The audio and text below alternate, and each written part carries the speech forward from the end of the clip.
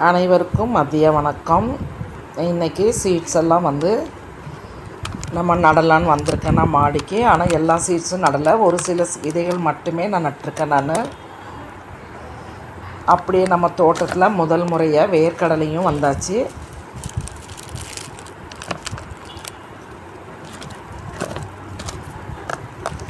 பூக்கள் விதைகள் வந்து பால்சம், ஜினியா, காஸ்மோஸ், மேரிகோல்டு 4 விதைகள் போட்டிருக்கேன் நான்.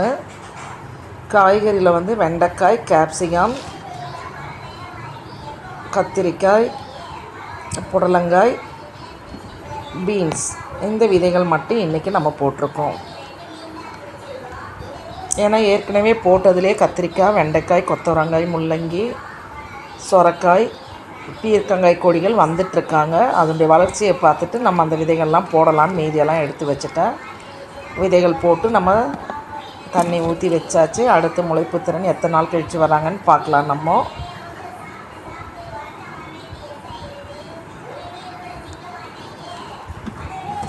மண்ணெல்லாம் நல்லா லூஸாக்கி விட்டுருந்தேன். அதிலே கொஞ்சம் நம்ம கம்போஸ்ட் மண்ணும் இருந்தது, அதிலே விதைகள் போட்டு நான் மூடி வச்சாச்சு.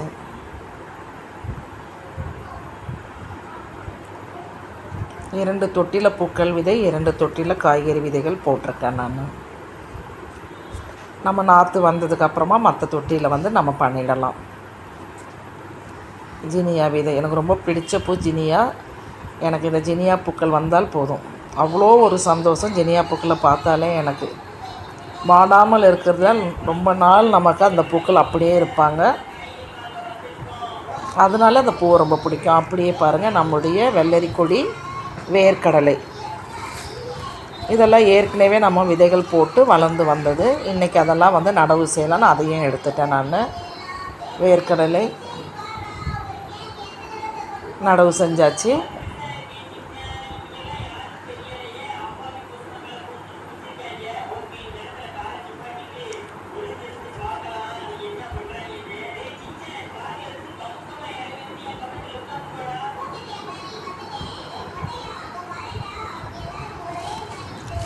அப்படியே ஒரு செடியில் இருக்க வேர்க்கடலை பாருங்கள், முதல் முறையாக நம்ம தோட்டத்தில் இன்றைக்கி வேர்க்கடலை அறுவடைக்கு வந்திருக்காங்க.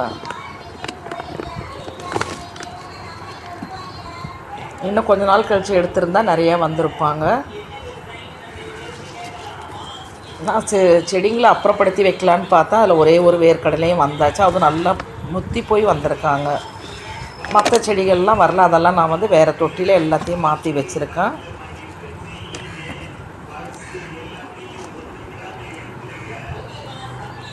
அப்படியே வெள்ளரி கொடி வந்து நான் வேறு ஒரு பேஸ்கெட்டில் வச்சுருக்கேன்.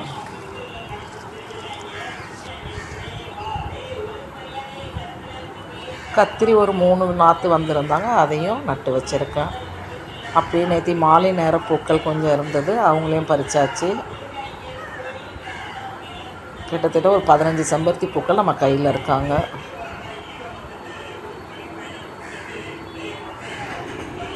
இது நம்ம பால்கனி மலர்கள் நேற்று பறிச்சிருக்கேன் நான். அப்படியே செடிகள்லாம் கொஞ்சம் கவர் பண்ணி விடலான்ட்டு. பூக்களோடவே இருந்தால் நம்ம செடிகள் வளர்ச்சி கம்மியாக இருக்கும். அதனால ரோஸ், சாமந்தி பூக்கள், அடினியம் பூக்கள், அடினியம் கட் பண்ண வேண்டிய அவசியம் இல்லை. இருந்தாலும் பூக்கள் எல்லாத்தையும் பறிச்சிருக்கேன் நேற்றுக்கு.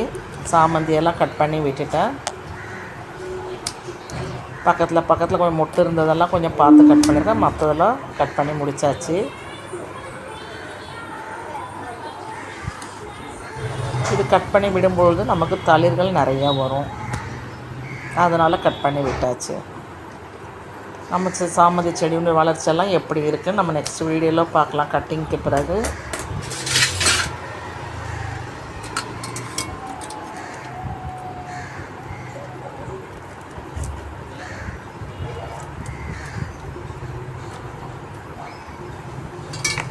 ஆனால் உரங்கள் கொடுக்கல, வெறும் கட் பண்ணி மட்டும் விட்டுருக்கு. ஏன்னா இப்போ தான் 2 நாளைக்கு முன்னாடி நம்ம வந்து பயிர் ஊற வச்ச தண்ணி இருந்தது, அதை கொடுத்துருந்தேன். அதனால் உரங்கள் நேற்று கொடுக்க வேண்டாம்னு கொடுக்கல,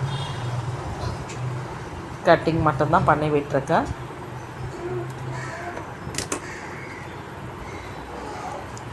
நம்ம சாமந்தி செடி வளர்க்குறதுக்கு ஒரு 5 டிப்ஸ் சொல்கிறேன் நான்.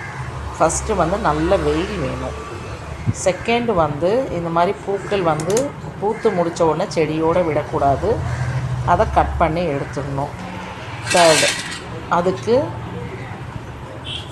சின்ன இடங்கள் இருந்தாலே போதும். ஆனால் நல்ல சன்லைட் வெளிச்சம் தேவைப்படுற மாதிரி இடங்களில் கண்டிப்பாக வச்சுருங்க. இந்த கிளைகளை நம்ம கட் பண்ணி வச்சாலே போதுமானது செடி வளர்கிறதுக்கு. நம்பர் 5, உரங்கள். உரங்கள் அடி உரங்களாக நம்ம வீட்டில் யூஸ் பண்ணுற எல்லா மாவுடைய தண்ணியும் ஊற்றலாம். மேல் உரமாக பூச்சி தாக்குதல் வரும்பொழுது நீம் ஆயில் ஸ்ப்ரே பண்ணுங்கள். இல்லையா நம்ம இஞ்சி, பூண்டு, பச்சை மிளகா அரைச்சி தண்ணியில் மிக்ஸ் பண்ணி செடிங்களுக்கு மேலே கொடுக்கலாம். இந்த 5 டிப்ஸ் நீங்கள் ஃபாலோ பண்ணாலே உங்களுடைய சாமந்தி செடி மட்டியில் எல்லா செடிகளுமே நல்லா பூக்கள் கொடுக்கும். Thank you all. சப்போர்ட் பண்ணுங்கள், சப்ஸ்கிரைப் பண்ணுங்கள், லைக் பண்ணுங்கள், கமெண்ட் பண்ணுங்கள்.